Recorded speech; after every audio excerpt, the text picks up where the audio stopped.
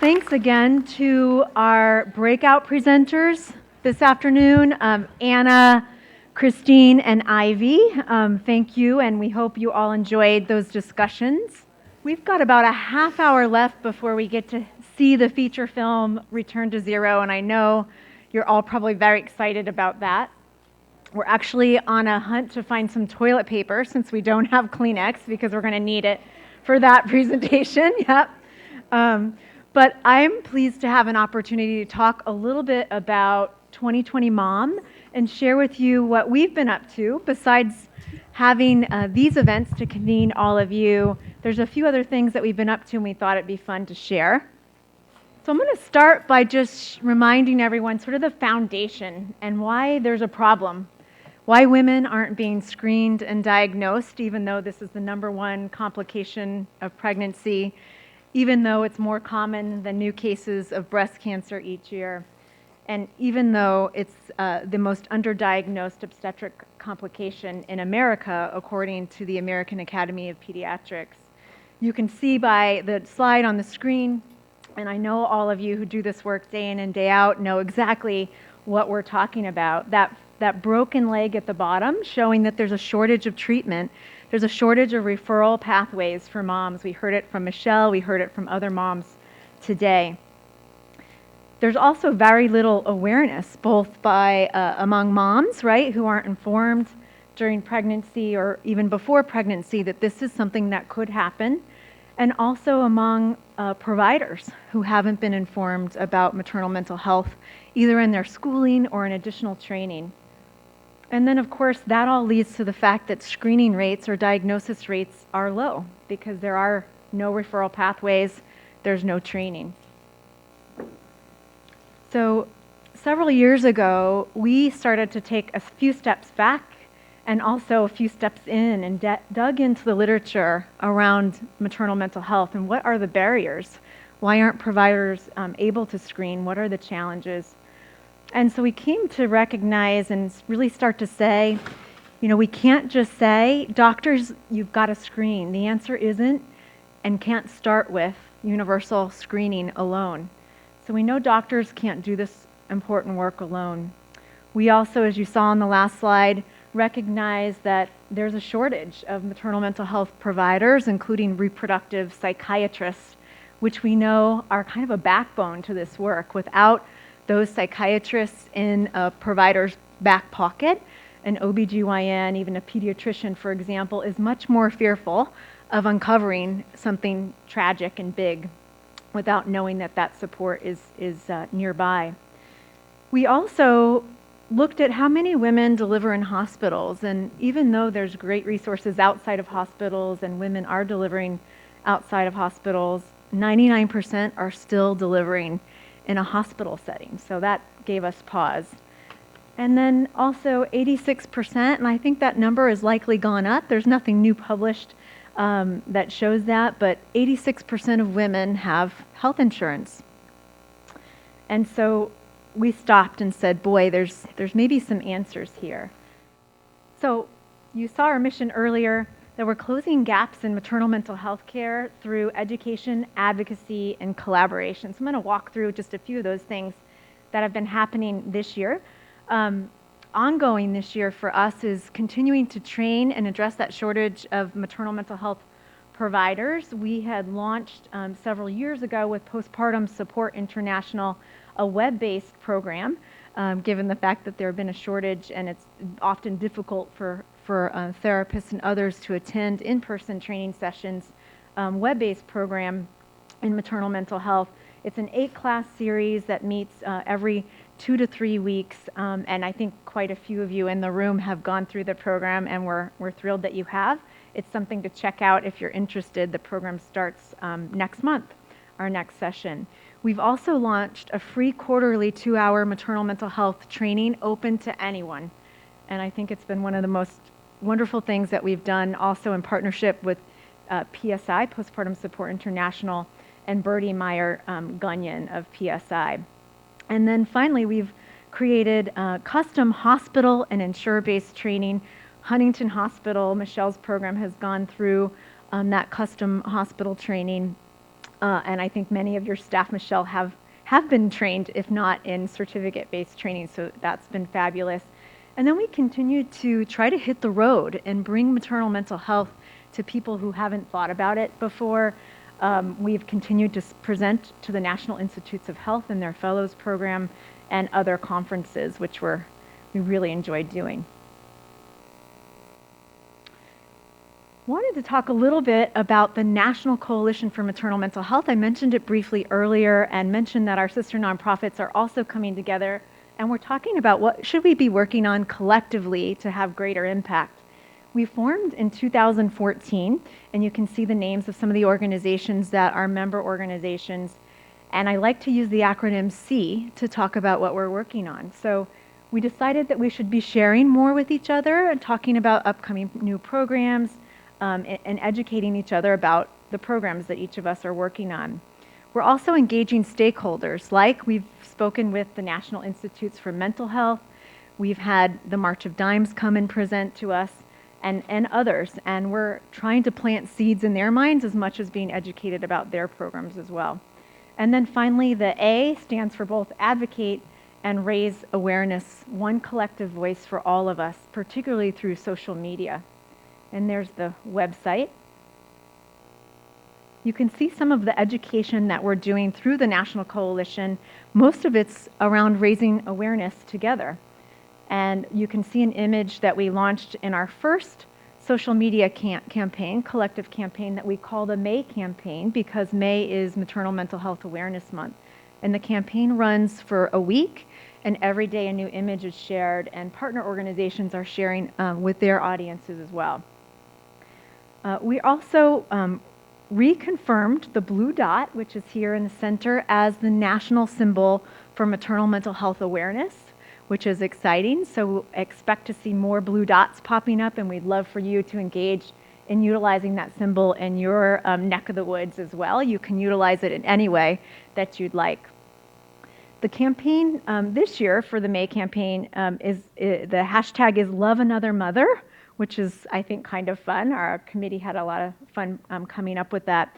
We're also trying to encourage communities and stakeholders to form walking teams. Some of you may be aware of Postpartum Progress. They do a climb out of the darkness every June, and it's a fundraiser for them. They're a member organization. But we're also trying, again, to bring maternal mental health awareness to other audiences, not just those who've suffered. And we're encouraging groups to form walking teams with NAMI, the National Alliance for Mental Illness. They have annual walks. And so think about a bunch of us in a room showing up in Los Angeles with our blue dot shirts and passing out blue dot balloons and helping to raise awareness even among that community about maternal mental health. And doing the same at March of Dimes Walk. So we would love to form a team with anyone that's interested in this room, perhaps collaborating with Maternal Mental Health Now, particularly at the upcoming March of Dimes Walk this spring. We've also, as I think folks know, tried to make it really easy. We want to make it easy for organizations like hospitals and communities to download specific information. We'll create materials that some of our programs have asked us to create. You guys just saw from the hospital panel the checklist of best practices that we've put together. And our commission that's running in California actually said, Joy, this is really, not just a survey, but should be utilized as a self-assessment tool. So hospitals can see what some of the best practices are and what they can do in their quality management programs to improve their practices. We also have done a few things with our own local hospital, which has helped inform some of our work. And Sally McGann, back here at Henry Mayo, is waving her hand. And it's been fun to create some new pieces that we're making available to any hospital or community to adopt as well. And you can see those cards on your table. This middle card here that says "Moms get distressed and sometimes it's serious." That is a customizable card, and on the back it says help is available, and that's the help that's available through the local hospital program and available to others in the community. We would love to create these cards for every hospital in the state and even beyond, those of you watching online. We also created these cards that moms can receive after delivery, and you can see it says, "Congratulations on the birth of your baby. It can be overwhelming. Take care of yourself during this critical recovery time by asking for help, sleeping as much as you can, eating protein, omega-3 oils, taking folic acid and vitamin D, getting some exercise like yoga or taking walks with friends." It goes on to talk a little bit more, and it also says, talks about the benefits of reading to a baby even at an early age. And we're supplying our local hospital with board books that they can provide to Medicaid moms along with those cards. We've even had moms at a local event draw pictures on the front of the card, and you can see this one on the screen that says, "You must first love yourself before you can love another." And they're also writing these beautiful messages inside of the card. So we would love to get these in the hands of moms in any of our hospitals as well. So let me talk a little bit about the A for advocacy in our mission. Those of you that were with us last year heard that there was a piece of state legislation, ACR 148, again, Assembly Concurrent Resolution 148, that was going through the state legislature last year. It called for the formation of a commission or a task force to study maternal mental health in the state. And that piece of legislation did pass, and we're really excited to report that in May of 2015, we kicked off the California Task Force on the Status of Maternal Mental Health Care. The task force includes 20 appointed members, some really remarkable people, including some folks that are serving as consultants to the group, some folks like Joe who are sitting on one of our breakout committees. Christine Morton's boss, who's remarkable, is on the task force, and several others, public health providers. We have hospitals represented, insurers, and others, and we're very excited about this work and knee-deep in working on a white paper that will be issued in May. We are very blessed that we received funding to do this work, both by the California Endowment, where we are now, and also the California Healthcare Foundation. So wanted to give them a shout out for supporting this important work. The task force is tasked with, it was established to study, review, and identify current barriers to screening and diagnosis, treatment options for both privately insured and those that seek care through publicly funded systems, evidence-based and emerging treatment options that are scalable in both public and private health settings. So we've heard from speakers and programs outside of California that have been really inspiring, including folks from Colorado who are watching us via webcast and have some really great programs in their public health department. We've also heard about the remarkable programs that have been put in place in Massachusetts. I'm going to go back to the National Coalition for Maternal Mental Health, and we have some more exciting news to report around advocacy. Just this year, or I'm sorry, late last year, HR 3235, called the Bringing Postpartum Depression Out of the Shadows Act, was introduced by a congresswoman out of Massachusetts, where such great work has been done.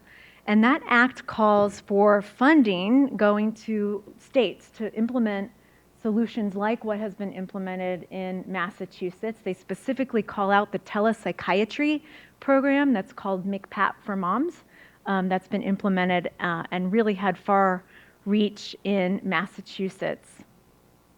We are planning a lobby day and wanted to share it with all of you. Save the date and save up your frequent flyer miles because you won't want to miss this. If all goes as planned, it's going to be really remarkable. April 5th in DC. We are also hosting 2020 Mom, a stakeholders meeting, an intimate stakeholders meeting like we've done in DC before to bring together all the trade associations that might be interested in this issue. You see a picture, for those of you who have been following the news, that's Hayden, and I always botch her last name, Pana, whatever, a beautiful French last name. And those of you that have been following the news recall that she has come out about postpartum depression, and they've attempted to even feature it on her show Nashville, and she's a beautiful spokeswoman. We're actually in contact with her media staff, and there may be interest. She may be interested in joining and testifying on the Hill for us that day. So follow along, because you won't want to miss it either. It's going to be remarkable if it all works out as we expect that it will. A little more about collaboration. This year was the first year that 2020 Mom held a fundraiser. And those of you that have done this work know it's really involved, right? It's involved holding a conference, but a fundraiser is really difficult as well. We had a great time. We decided we wanted to focus on health. And we were inspired by some work that Kylie and her mom have done for another nonprofit, and hosted a farm-to-table event, which worked out really well in Valencia, where we're based. There are local farms just down the street off the 126 who donated some food, etc. We also decided, inspired by another person in the room, Lisa Dryan, to do an adjacent diaper drive. And research shows, as you may know, that there's a link to postpartum depression and a diaper need. And this, we found, was a fantastic way to get our community involved directly.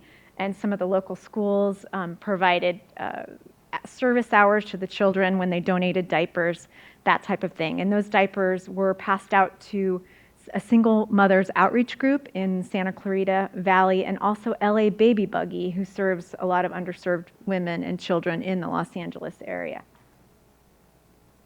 And I should not fail to mention, registration will open soon for this year's event. We would love to have you. Raise your hand if you went last year. A few of you did, and we had a really good time. Great speakers from a local farm called Apricot Lanes Farms, who they've been featured on Oprah's own network. They're coming back to talk about their son, who's now a year old, and just the farm-to-table movement. It should be fun. We've also had an opportunity to receive a grant from the Walton Family Foundation the end of this year.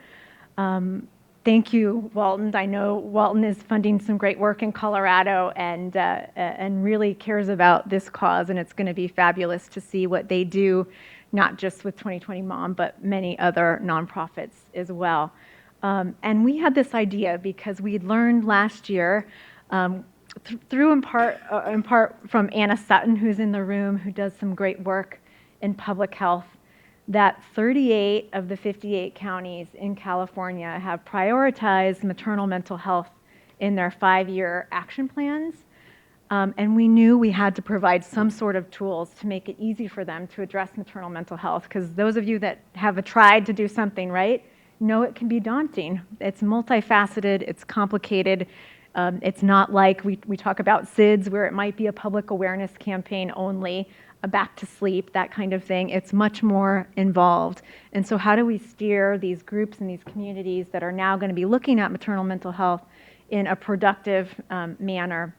And so Walton has awarded us a grant to develop this community coalition action toolkit, and also link together all of the community coalitions in the pilot that we'll be starting through a learning network, and also through a social media learning network, and also provide webinars to one another. So we're really excited to kick that pilot off mid-year this year, and if anyone's interested in learning more about becoming part of that pilot program, we'd love to talk with you a bit more. And then I wanted to just quickly wrap it up by telling you there's more ways you can get involved with this great work, not only with us, but through our sister nonprofits. We'll help link you up. We each have a really great niche and work together really well.